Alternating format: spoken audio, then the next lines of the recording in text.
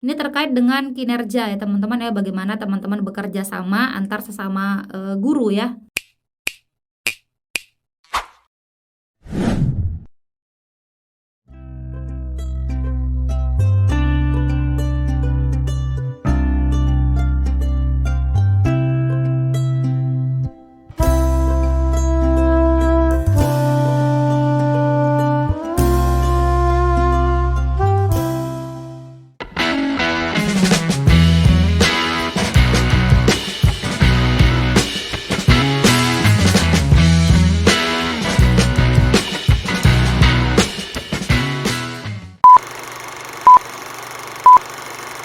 Assalamualaikum warahmatullahi wabarakatuh. Terima kasih karena kalian sudah klik video ini. Selamat datang di channel aku. Salam kenal, aku Lili Hernawati.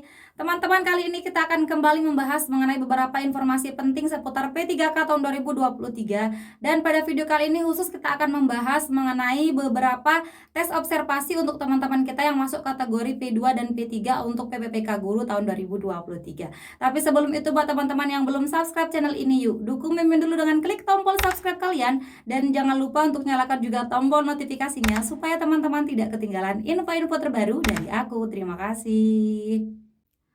Oke teman-teman, kali ini khusus kita akan membahas mengenai PPPK Guru tahun 2023 teman-teman ya. Sebelum saya mulai spill untuk contoh soal observasi teman-teman, saya akan jelaskan dulu ya teman-teman ya, siapa sih yang akan dites untuk observasi dan siapa yang akan dites untuk yang CAT-BKN teman-teman ya. Kita lihat di sini.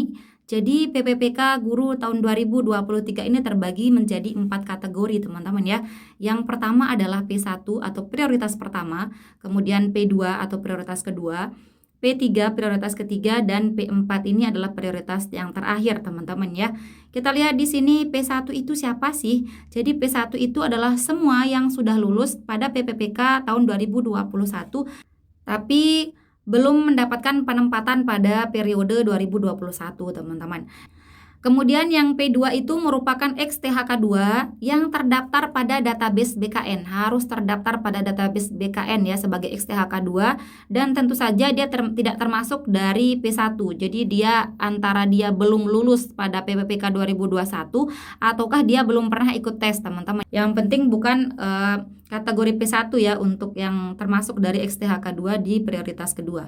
Kemudian yang P3 ini adalah guru non-ASN atau honorer teman-teman ya, yang terdaftar pada BKN, sudah bekerja honorer ya, sudah bekerja lebih dari 3 tahun teman-teman ya, terdaftar di BKN database teman-teman. Nah kemudian yang keempat adalah guru honorer yang bekerja kurang dari 3 tahun. Ini terdaftar pada BKN juga ya, sudah bekerja tapi kurang dari 3 tahun, kemudian bisa jadi lulusan PPG juga dan bisa juga guru swasta. Nah ini untuk kategori P4 teman-teman ya, ini adalah pelamar umum. Nah kemudian kita lanjut lagi teman-teman, untuk yang P1 ini tinggal menunggu penempatan saja. Jadi prosesnya hanyalah menunggu penempatan teman-teman ya, menunggu penempatan jika ada formasi. Jadi begitu ada formasi, jadi mereka langsung di-ranking dan diberikan penempatan teman-teman.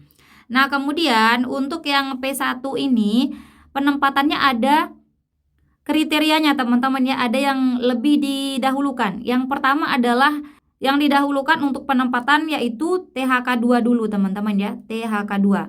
Baru kemudian honor negeri, teman-teman yang honorer di sekolah negeri. Yang ketiga adalah lulusan PPG teman-teman, baru yang terakhir adalah honorer di sekolah swasta teman-teman ya. Seperti itu, jadi ada urutannya untuk penempatannya teman-teman. Misalkan teman-teman ini honorer negeri, misalkan katakan si A honorer negeri, nilainya lebih tinggi dari si B, tapi si B ini THK2 teman-teman ya, lebih tinggi nilainya dari si B.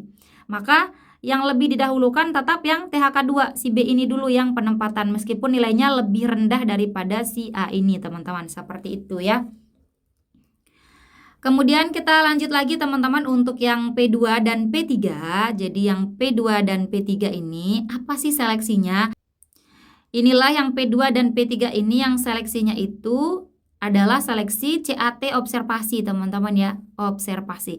Sejujurnya teman-teman sampai saat ini belum ada kejelasan bagaimana kisi-kisi ataupun bentuk soal, jumlah soal dari CAT observasi ini teman-teman ya, karena beberapa informasi yang saya dapatkan itu ada yang bilang hanya dinilai oleh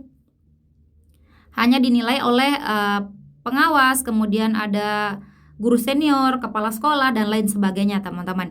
Jadi itu yang akan menilai. Tapi untuk berjaga-jaga teman-teman, kita bisa latihan bagaimana sih CAT observasi itu teman-teman ya. Oke teman-teman, setelah teman-teman melakukan CAT observasi ini, baru teman-teman akan mengikuti seleksi wawancara. Nah, siapa sih yang bisa mengikuti seleksi wawancara ini teman-teman ya? Misalkan yang ikut CAT observasi ini ada 10 orang teman-teman ya, 10 orang. Nah, kemudian tersedia 2 formasi.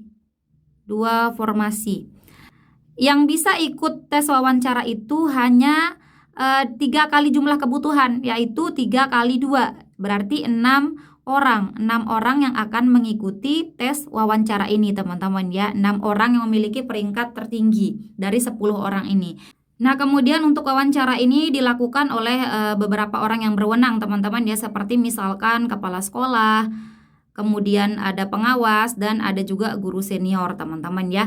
Nanti buat teman-teman yang punya informasi lebih banyak silahkan bantu saya dengan komen di kolom komentar teman-teman. Oke, kita lanjut lagi teman-teman. Kalau P1 itu hanya menunggu penempatan, kemudian P2, P3 ini melakukan CAT observasi, sedangkan untuk yang P4 atau pelamar umum ini akan mengikuti CAT BKN teman-teman ya. Apa saja yang akan dites? Tentu saja seperti biasa yang sering saya share teman-teman ya, yaitu kompetensi teknis tergantung dari formasi teman-teman, kemudian ada manajerial, sosial kultural, dan juga wawancara teman-teman. Seperti itu teman-teman ya. Kita next lagi. Oke teman-teman, saya jelaskan kembali ya untuk CAT observasi ini teman-teman ya. Untuk CAT observasi ada beberapa hal yang dilihat teman-teman ya. Yang pertama adalah kualifikasi akademik.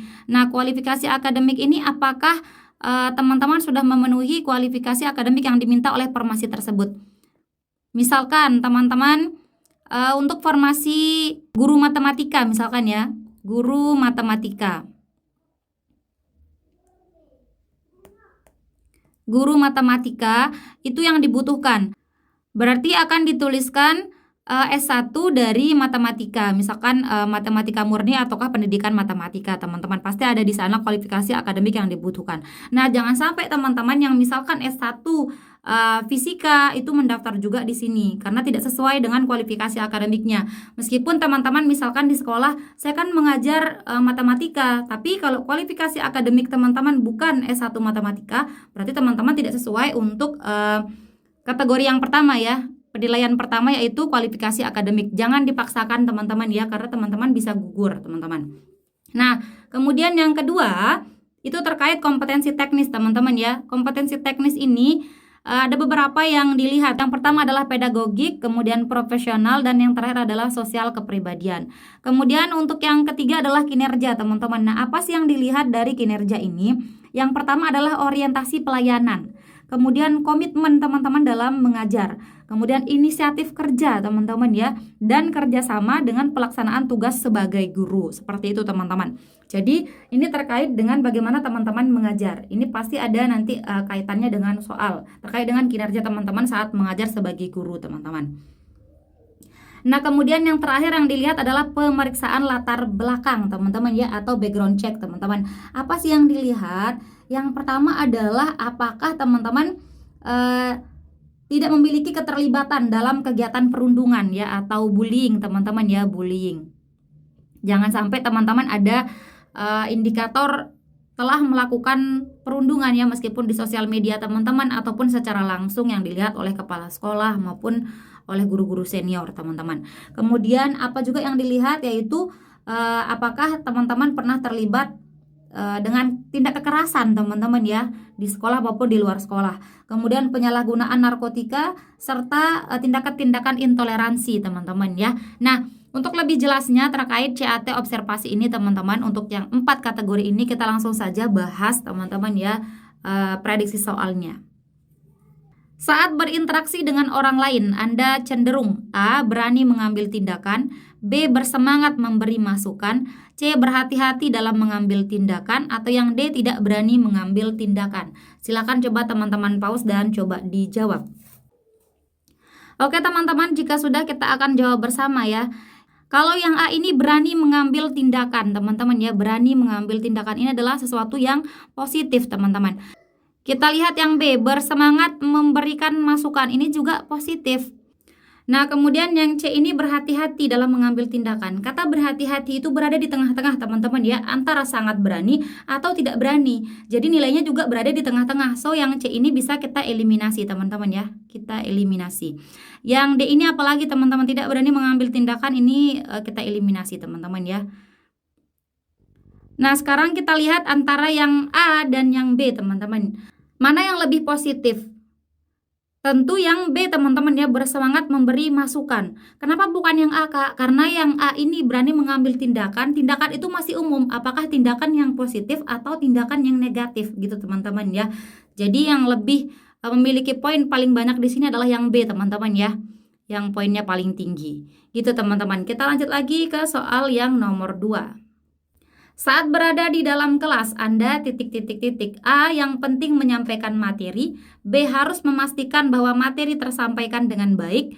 C, memastikan siswa paham dengan pelajaran. Atau yang D, bertanya terkait kendala para siswa. Silakan coba teman-teman pause dan coba dijawab. Jika sudah, kita akan jawab bersama, teman-teman ya. Yang A, yang terpenting menyampaikan materi. Kita lihat yang B, harus memastikan bahwa materi tersampaikan dengan baik. Lebih unggul yang B, teman-teman ya, tidak hanya menyampaikan materi tapi materi harus diterima dengan baik ya. Jadi yang A bisa kita eliminasi, teman-teman. Kita eliminasi. Lebih unggul yang B. Nah, kemudian yang C, memastikan siswa paham dengan pelajaran. Mana yang lebih unggul? Teman-teman bisa menyampaikan materi dengan baik atau siswa yang paham dengan pelajaran? Tentu yang C, teman-teman ya. Kalau yang B ini terkait dengan diri Anda, materi tersampaikan dengan baik, berarti tugas Anda sudah selesai. Itu menurut diri Anda pribadi, teman-teman ya, berdasarkan subjektivitas Anda, teman-teman. Tapi yang lebih penting itu adalah bagaimana siswa paham terhadap apa yang Anda sampaikan. Ini sudah mencakup, yang C ini mencakup dari jawaban yang B, teman-teman ya. Kalau Anda menyampaikan materi dengan baik, maka siswa pasti akan paham dengan pelajaran tersebut. Jadi lebih unggul yang C dibanding yang B, teman-teman ya. Kita eliminasi yang B. Kemudian yang D, bertanya terkait kendala para siswa. Kalau teman-teman sudah memastikan siswa paham dengan pelajaran, maka kendalanya akan terselesaikan, teman-teman. So, yang lebih unggul yang C dibanding yang D, teman-teman ya. Jawaban nomor 2 ini yang C, teman-teman. Oke, kita next lagi ke soal yang berikutnya. Hai teman-teman, buat teman-teman yang mau ikut bimbingan belajar dari aku, kita akan bahas mengenai manajerial sosial kultural dan wawancara berlaku untuk semua formasi, teman-teman. Teman-teman gak perlu khawatir karena ada banyak keuntungan yang bisa teman-teman dapatkan. Yang pertama adalah tentu saja harganya terjangkau, kemudian ada PDF hasil pembelajaran teman-teman, ada juga video pembelajaran, dan ada post-test dan pretest di setiap pertemuannya. Jadi buat teman-teman yang tertarik, mumpung masih ada harga diskon, silahkan DM aku di IG ya. Terima kasih teman-teman, semoga sukses. Anda merasa kasihan pada siswa yang mengenakan pakaian bekas orang lain. A, sangat setuju, B, setuju, C, tidak setuju, atau D, sangat tidak setuju. Bagaimana teman-teman? Teman-teman harus fokus pada jawaban antara yang A atau yang D. Kita lihat apakah kalimatnya positif atau negatif. Merasa kasihan pada siswa yang mengenakan pakaian bekas orang lain. Nah, kenapa teman-teman merasa kasihan? Apakah bekas ini sesuatu yang tidak baik, teman-teman ya? Kata bekas ini bisa jadi orang yang kaya pun menggunakannya, asalkan masih memenuhi ya, masih layak untuk digunakan. Misalkan barangnya masih bagus, kemudian tidak sesuai untuk digunakan lagi, maka dia memberikan kepada orang lain sehingga orang lain menggunakan bekas. Gitu teman-teman ya. Jadi bekas itu tidak melulu hal yang negatif, teman-teman. So, jawabannya ini adalah hal yang positif. Jawaban yang paling tepat adalah yang A, teman-teman ya. Oke, kita next lagi ke soal berikutnya. Jika saya memiliki masalah, maka A, saya tidak ragu untuk bercerita pada orang lain. B, saya tidak ragu untuk menulis di sosial media. C, saya tidak menyebarkannya pada siapapun. Atau D, saya menangis mengurung diri. Silahkan coba teman-teman pause dan coba dijawab. Jika sudah, kita akan jawab bersama teman-teman ya. Saya tidak ragu bercerita. Ini teman-teman sedang memiliki masalah, teman-teman ya.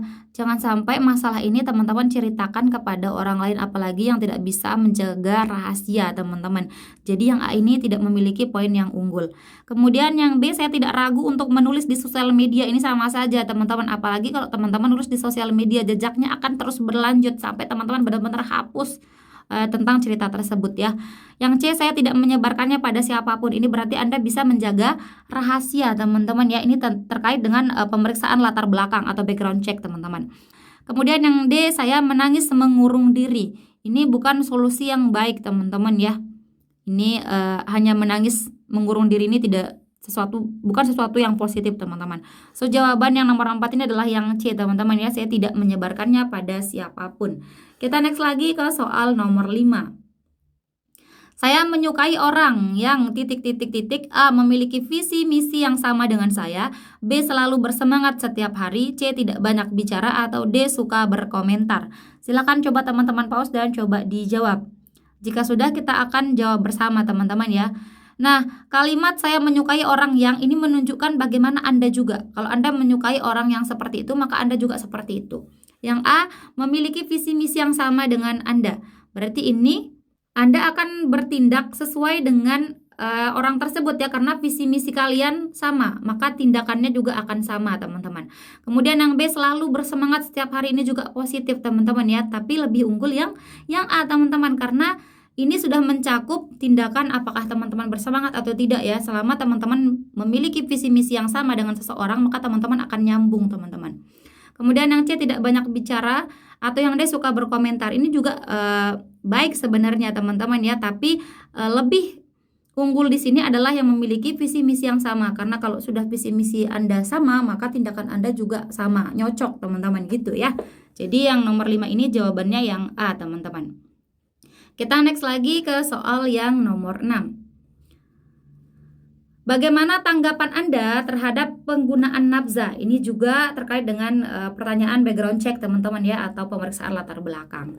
Itu adalah hal yang wajar. Nih, nafza ini sesuatu yang tidak dibolehkan, teman-teman ya. Nafza ini di Indonesia tidak boleh, teman-teman. Jadi ambil tindakan yang menjauhi nafza, teman-teman. Yang A itu adalah hal yang wajar. Bukan, teman-teman ya, itu tidak wajar. Jadi dieliminasi. B, setiap orang yang memiliki materi yang melimpah menginginkan imbalan lebih. Ini hanya pernyataan teman-teman saja. Ya, meskipun orang yang memiliki materi yang lebih banyak ini benar menginginkan imbalan yang lebih. Apakah terkait dengan nafza? Tidak, teman-teman ya. Jadi ini dieliminasi saja, teman-teman. Kemudian yang C, nafza merupakan obat-obatan terlarang. Betul ya, teman-teman ya. Tapi tindakan Anda terhadap nafza ini bagaimana? Ini tidak jelas. Obat-obatan terlarang berarti Anda harus menjauhinya sebenarnya, teman-teman ya. Kemudian yang D, saya menjauhkan diri dari penggunaan nafza. Lebih tepat yang D, teman-teman ya, menjauhkan diri dari nafza ini. Yang C belum tepat. Kita next lagi ke soal yang berikutnya. Anda terbiasa memberikan pretest dan posttest saat mengajar.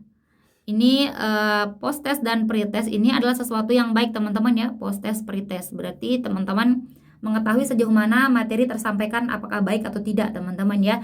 Ini terkait dengan kompetensi teknis dan kinerja, teman-teman ya. Nah, ini karena positif berarti jawabannya yang A, teman-teman ya. Sangat setuju gitu, teman-teman. Oke, kita next lagi ke soal yang berikutnya. Saat Anda memberikan hukuman pada siswa yang bermasalah, A, saya memintanya berkeliling area sekolah dengan papan permintaan maaf. B, saya menjemurnya hingga beberapa jam. C, saya memviralkannya sebab media memiliki kekuatan. Atau yang D, saya memberikan teguran dan peringatan tertulis. Silakan coba teman-teman pause dan coba dijawab. Ini terkait dengan background check, kemudian terkait dengan kinerja teman-teman di sekolah juga ya, teman-teman ya. Nah, bagaimana tindakan teman-teman ketika teman-teman menghadapi siswa yang bermasalah ya? Bagaimana hukuman yang teman-teman berikan, teman-teman? Nah, usahakan teman-teman dalam memberikan hukuman itu jangan sampai teman-teman melakukan kekerasan, teman-teman ya.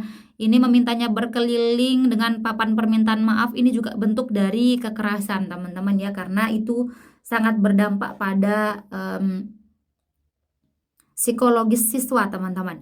Jadi ini tidak memiliki poin yang bagus, teman-teman. Kemudian saya menjemurnya, apalagi yang ini menjemur ini adalah tindak kekerasan. Jangan dipilih, teman-teman.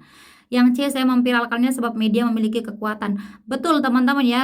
Tapi di sini kalau teman-teman memviralkannya dia akan semakin malu. Itu lebih parah daripada jawaban yang A teman-teman ya. Jadi yang C ini bukan jawaban yang tepat.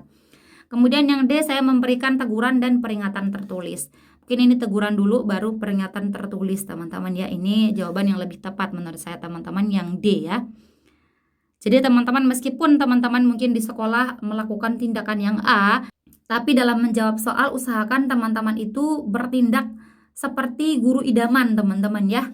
Oke, kita lanjut lagi ke soal yang nomor 9.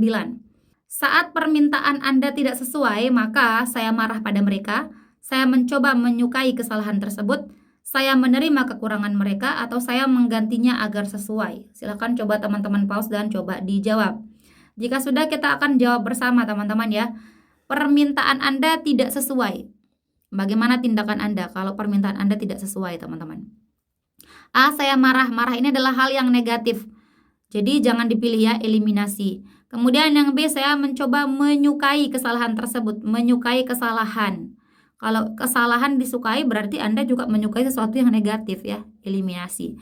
Kemudian yang C, saya menerima kekurangan mereka. Ini baik teman-teman. Kita lihat yang D, saya menggantinya agar sesuai. Ini permintaan Anda tidak sesuai ya, maka agar sesuai harus diganti. So jawaban nomor 9 ini yang D teman-teman ya. Kita next lagi ke soal yang nomor 10.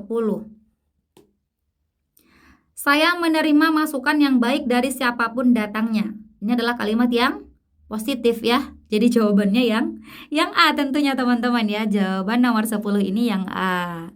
Menghemat waktu banget nih kalau misalkan nanti tes observasinya itu adalah yang ini ya, pilihannya sangat setuju, tidak setuju kayak gitu ya.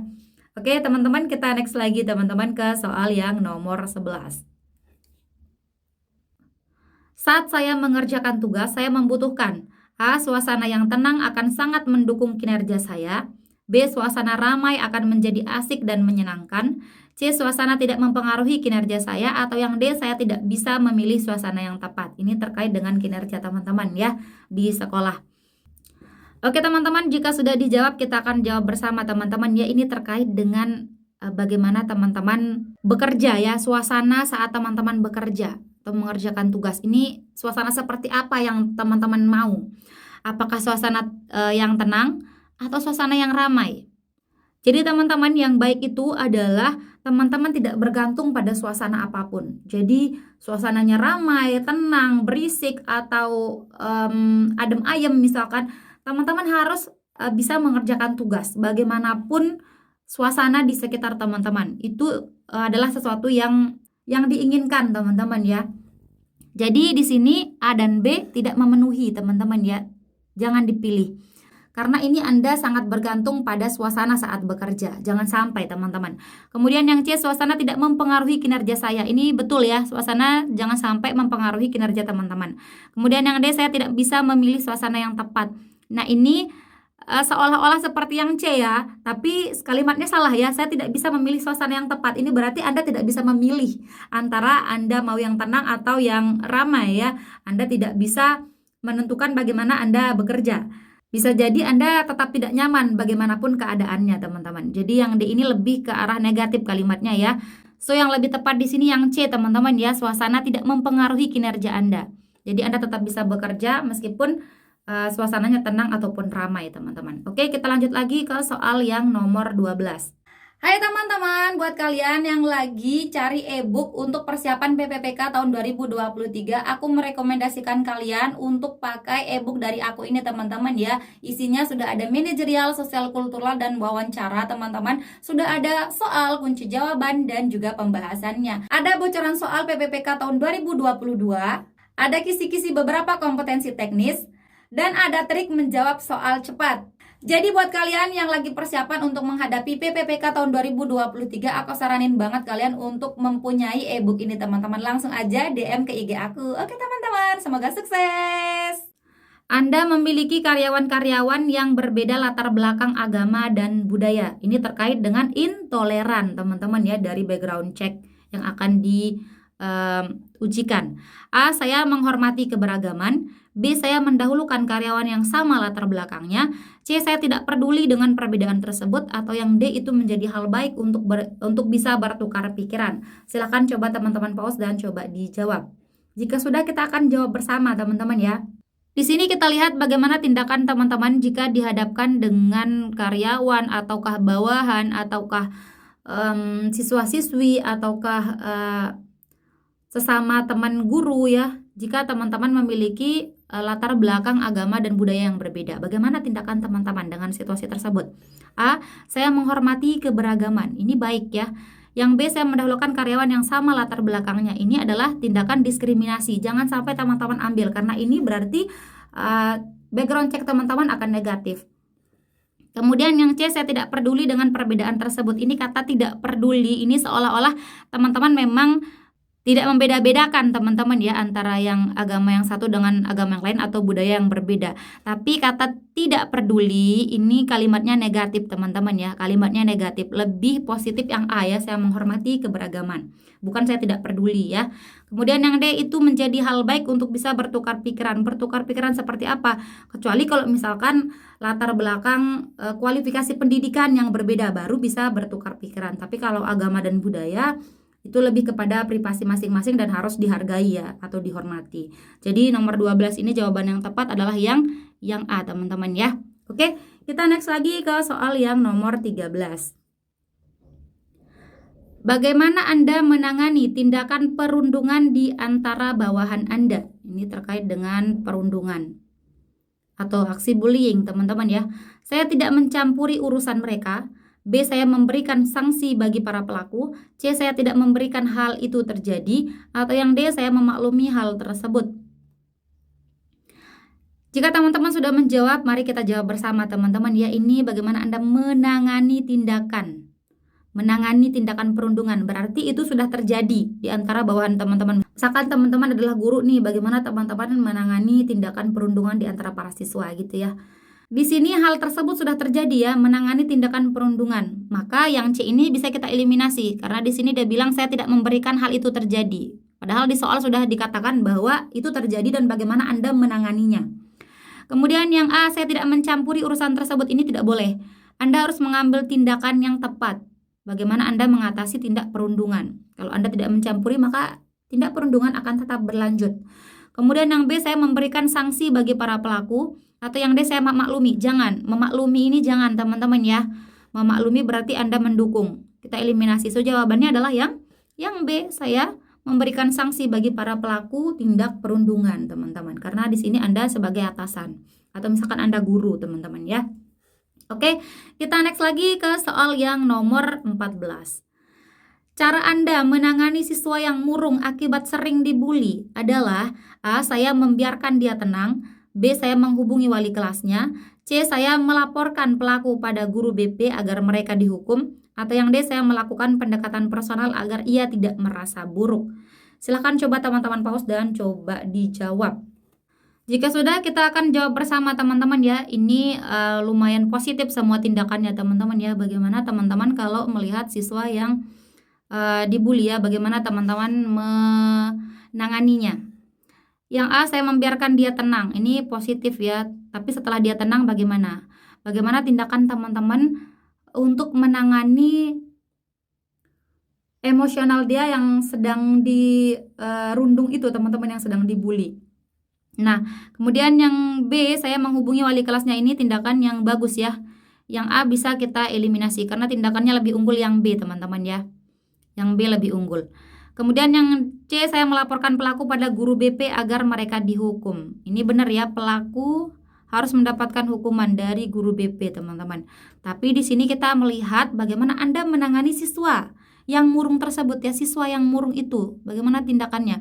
Bukan hanya ke pelakunya ya, tapi kalau ke pelakunya bisa jadi emosional si siswa yang dibully ini masih terganggu. Meskipun pelakunya sudah ditangani teman-teman ya. Ini lebih ke pertanyaannya bagaimana Anda menangani orang yang korban bully itu teman-teman.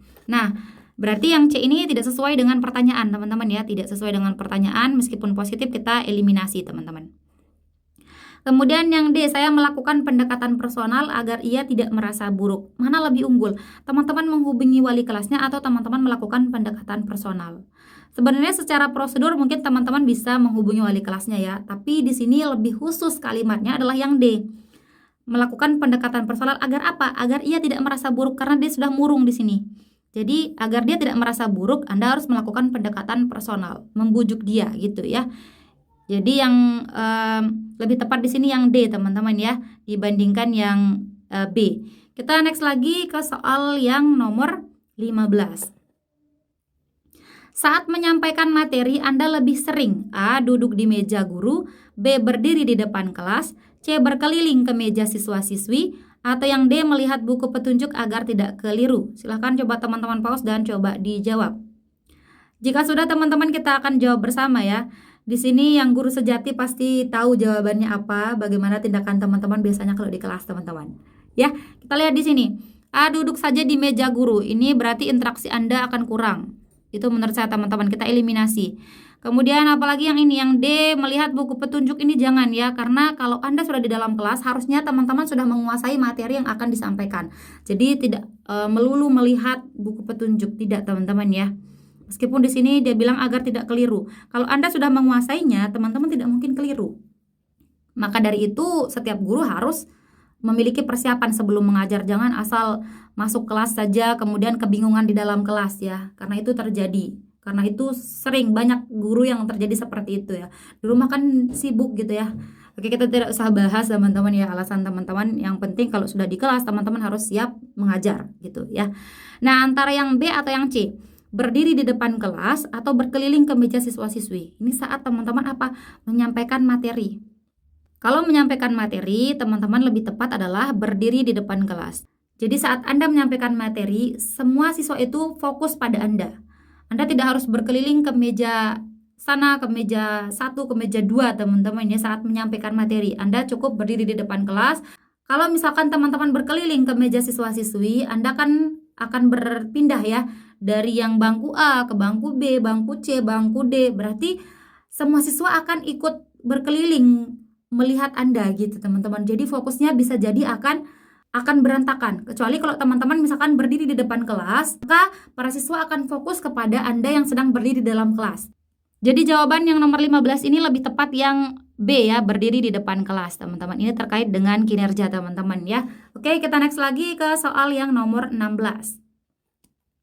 Ada guru yang berhalangan hadir. Anda adalah guru yang mengampu mata pelajaran yang sama. Tindakan Anda A. Saya berinisiatif untuk menggantikannya. B. Saya memberikan tugas pada siswa-siswa yang diampu. C. Saya memberikan kebebasan pada para siswa. Atau yang D. Saya menyampaikan tugas yang diberikan guru tersebut jika ada. Oke teman-teman, silakan coba teman-teman pause dan coba dijawab. Jika sudah, kita akan jawab bersama. Di sini ada guru yang berhalangan hadir, kemudian Anda mengampu mata pelajaran yang sama. Berarti Anda berkompeten untuk mengajar pada kelas yang guru tersebut ampu, teman-teman ya, guru yang berhalangan ini. Karena apa? Anda mengampu mata pelajaran yang sama. Bagaimana tindakan teman-teman? Ini terkait dengan kinerja ya teman-teman ya, bagaimana teman-teman bekerja sama antar sesama guru ya, rekan kerja. Yang A, saya berinisiatif menggantikannya. Ini adalah tindakan yang positif. B, saya memberikan tugas pada siswa-siswa yang diampu. Ini memberikan tugas saja. Kalau Anda menggantikan itu sudah mencakup dari memberikan tugas ya. Entah Anda memberikan materi atau memberikan tugas, itu sudah mencakup di kata menggantikan guru tersebut. Jadi yang B ini tidak lebih unggul teman-teman. Kemudian yang C, saya memberikan kebebasan. Kebebasan ini jangan berarti dia akan main-main ya. Jarang siswa yang kosong pelajarannya itu akan belajar teman-teman. Kebanyakannya main-main. Jadi ini eliminasi. Kemudian yang D, saya menyampaikan tugas yang diberikan guru. Di soal tidak disebutkan bahwa guru tersebut menyampaikan tugas atau memberikan tugas ya. Apalagi di sini ada kata jika ada. Bagaimana kalau tidak ada? Berarti Anda akan membiarkan kelas tersebut kosong. So, yang D ini juga tidak memiliki jawaban yang unggul. Jawaban yang lebih tepat adalah yang A teman-teman ya. Untuk yang nomor 16. Kita lanjut lagi ke soal yang nomor 17. Anda berhalangan hadir disebabkan beberapa hal mendesak. A. Saya menitipkan tugas untuk para murid. B. Saya memberikan kebebasan pada para murid. C. Saya meminta guru lain menggantikan saya. Atau yang D. Saya akan menggantinya di lain waktu. Silakan coba teman-teman pause dan coba dijawab. Jika sudah, kita akan jawab bersama teman-teman ya. Di sini yang berhalangan hadir bukan guru lain tapi Anda. Anda berhalangan hadir. Bagaimana Anda memberikan solusi terhadap ketidakhadiran Anda ya. Jangan sampai siswa Anda tidak melakukan apapun. A. Menitipkan tugas. Ini adalah sesuatu yang baik ya. Menitipkan tugas. Yang B. Saya memberikan kebebasan. Jangan sampai ya. Sama seperti yang sebelumnya. Jangan sampai teman-teman memberikan kebebasan karena mereka akan main-main. Yang C. Saya meminta guru lain menggantikan saya. Bagaimana kalau guru lain tidak ada yang lowong ya. Tidak ada yang memiliki jadwal kosong. Bagaimana kalau teman Anda semuanya sedang memiliki jadwal saat Anda juga memiliki jadwal. Jadi ini bukan solusi yang tepat teman-teman ya. Kemudian yang D, saya akan menggantinya di lain waktu. Lain waktu kapan? Anda bukan sedang menjadi dosen ya. Kalau jadi dosen mungkin bisa geser-geser waktu. Tapi kalau di sekolah itu sudah dijadwalkan teman-teman. Jadi ini bukan solusi yang tepat. So jika Anda berhalangan hadir, yang tepat itu adalah Anda menitipkan tugas untuk para murid. Jadi mereka ada kegiatan untuk bisa dikerjakan teman-teman ya. Mungkin nanti guru BP atau guru yang lain yang akan mengawasi itu akan diatur di sekolah teman-teman. Yang jelas kalau Anda berhalangan hadir, Anda sebaiknya menitipkan tugas untuk para murid. Gitu teman-teman ya. Kita next lagi ke soal yang nomor 18. Saya menggunakan sosial media untuk A. Mencurahkan hati dan pikiran saya, B. Berbagi pengalaman hidup, C. Menceritakan kisah saya dan orang lain, atau D. Saya tidak menggunakan sosial media. Bagaimana teman-teman dalam menggunakan sosial media ini terkait dengan background check teman-teman ya. A. Mencurahkan hati dan pikiran saya. Ini dia curhat teman-teman ya.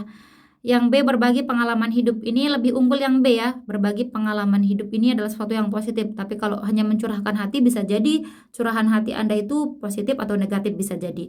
Tapi kalau berbagi pengalaman hidup ini akan memberikan pelajaran pada orang lain ya. Lebih unggul yang B dibanding yang A. A kita eliminasi.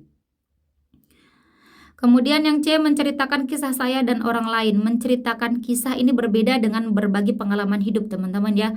Kalau menceritakan kisah itu bisa apa saja ya. Bisa yang tidak berbau pengalaman hidup. Bisa jadi hal-hal yang tidak memberikan pengalaman hidup. Bisa ya. Apalagi ini terkait menceritakan orang lain. Jangan sampai teman-teman. Kita eliminasi. Lebih unggul yang B. Kemudian yang D, saya tidak menggunakan sosial media. Ini di zaman yang begitu maju, teman-teman sepertinya tidak cocok untuk menjawab saya tidak menggunakan sosial media. Meskipun kenyataannya mungkin begitu teman-teman ya. Mungkin teman-teman yang sudah banyak kesibukan tidak menggunakan sosial media. Di sini yang lebih tepat yang B teman-teman ya. Berbagi pengalaman hidup teman-teman. Karena ini akan memberikan orang lain pelajaran gitu teman-teman. Oke, kita next lagi ke soal yang nomor 19. Anda mendukung tindakan guru yang menghukum siswa dengan kekerasan. Ini adalah yang kalimatnya negatif ya. Kalau Anda mendukung tindak kekerasan, maka Anda juga berindikasi di hasil observasinya itu adalah Anda melakukan tindakan kekerasan juga.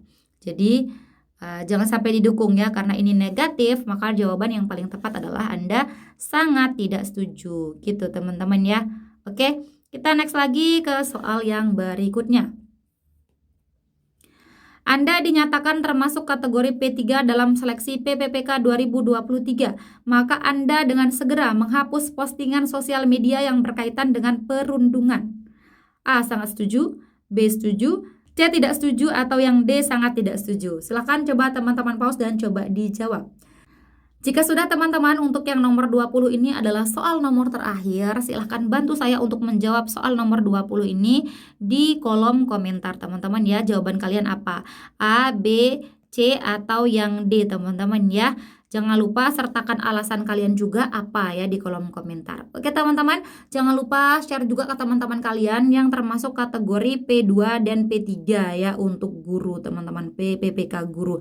Semoga bermanfaat teman-teman. Terima kasih.